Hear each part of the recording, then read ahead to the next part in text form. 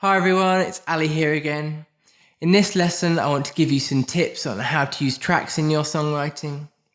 If you're someone that struggles with the inspiration behind writing a song, perhaps you look at a blank sheet of paper trying to come up with some lyrics, or you hit record on your phone and you're trying to come up with melody ideas, or you sit down at your instrument and try to come up with chord sequences. Perhaps you lack some inspiration now and you find that a bit difficult. I want to show you how you can use tracks as a great starting point to inspire you to write the rest of your song. I'm going to show you where to go to find these tracks, the best places to go online. There are different free and paid options. I'm going to show you where to get them from. I'm then going to show you what to do with them once you've downloaded them, how to edit them to make them your own, to chop them up, change the structure of the song, maybe change the tempo a bit, change the key that suits you best. I'm going to show you all that in this lesson so you can understand how to use tracks in your songwriting.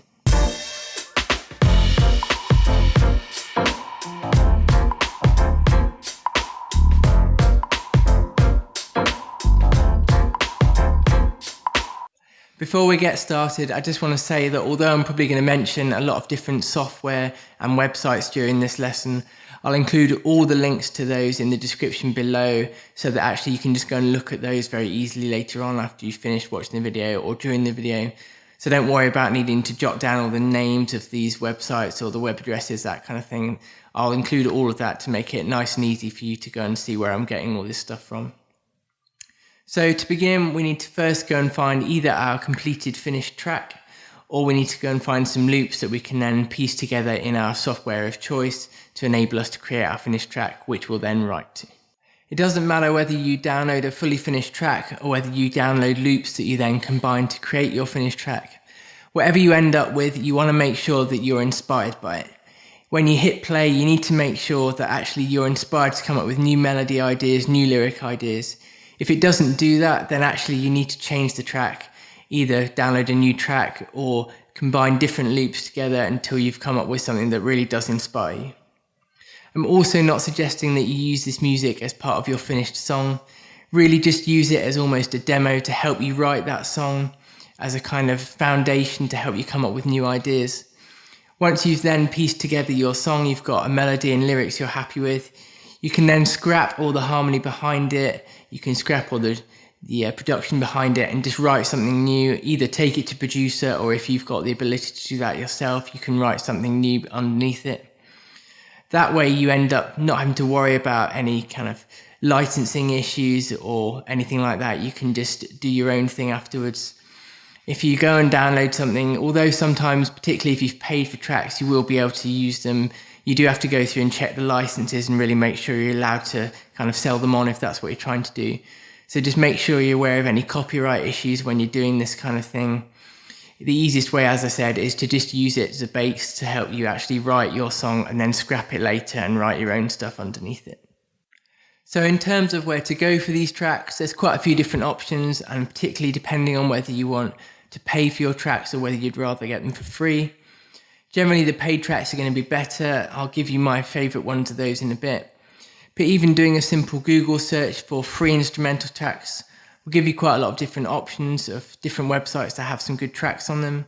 I found a couple of sites that had some great tracks that I could happily take bits out of to use. These sites both contained royalty-free music. Since we're not going to publish these tracks anywhere, you don't really even need to worry too much about the copyright, since this is only going to be used for our personal use. But it's a good idea to look for the Creative Commons use where you can. YouTube also has its own source of free music. You can go on and search by genre, preview any of the tracks, and then download any ones you like completely for free. I'd also recommend that you have a look on SoundCloud. It's perhaps not the place you'd normally think to go for this kind of thing, but you can actually find some really good instrumental tracks on SoundCloud that can be very inspiring to write to.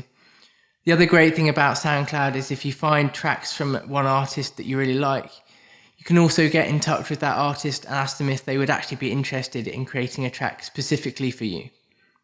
Now this will probably end up costing you, but there are some artists that would be happy to create a track for you just for their own enjoyment, or perhaps in exchange for some exposure on social media.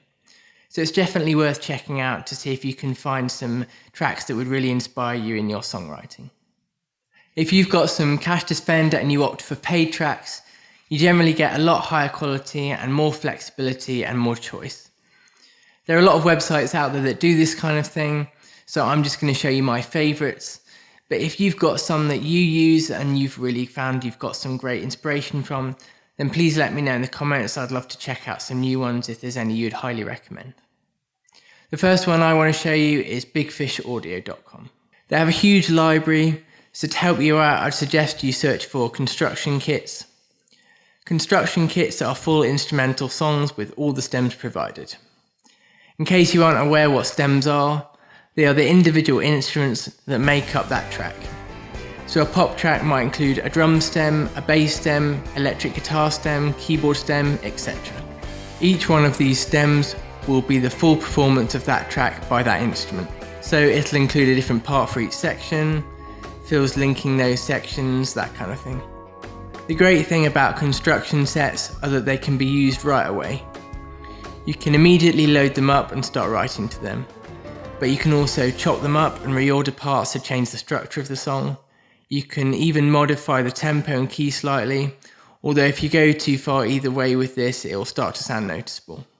There's also a range of price points, so you can generally find a construction kit that fits your budget. And although each construction kit varies, they normally include multiple songs. This particular kit I'm looking at includes 15 different songs with extra loops and samples included. Have a look through and see what different styles there are. There's plenty to choose from, so I'm sure you can find something that inspires you. The next website I'd like to show you is Epidemic Sound. Now, Epidemic Sound isn't really designed for musicians, it's really designed for filmmakers looking for music for their films, but it actually serves our purpose really well. And although it's quite expensive to license tracks from Epidemic Sound, there's a very reasonable YouTube subscription option that's designed for YouTubers to download music for their YouTube channel. And they also do a free trial of that you can try out for a month. And any tracks you download within that time you can use even after the free trial ends. It's very easy to search by genre and preview the tracks to find the music you like. You can also download stems for the track. The stems are slightly different than that of Big Fish Audio, in that you only tend to get a drum stem, a bass line stem, a harmony stem, and then a melody stem. But it does give you at least a bit of freedom, and it's considerably cheaper than Big Fish Audio. For example, you could always take out the drum stem and use drums from a different track, or chop up the track and change the structure of the song. Lastly, I want to mention a couple of loop sites that I like, the Loop Loft and That Sound. Both of these sites are really for drum loops, although the Loop Loft have expanded to include other loops as well. The great thing about these two sites is that they all include world-class musicians, so you get drummers like Aaron Sterling and Paul Mabry from That Sound, and on the Loop Loft you get players like Matt Chamberlain, Omar Hakim, players like this that are really huge, well-known musicians and have played on countless records. The Loop Loft also includes bass players like Yannick Grisdala and Charlie Hunter, and other instrumentalists like Bob Reynolds and Jonah Smith. The great thing about both of these sites is that they're extremely good at what they do, and they often offer incredible discounts and sometimes even free giveaways. I've got some great loops from That Sound and the Loop Loft that were given away completely free just in return for my email address. So if you've never checked them out, I'd recommend having a look.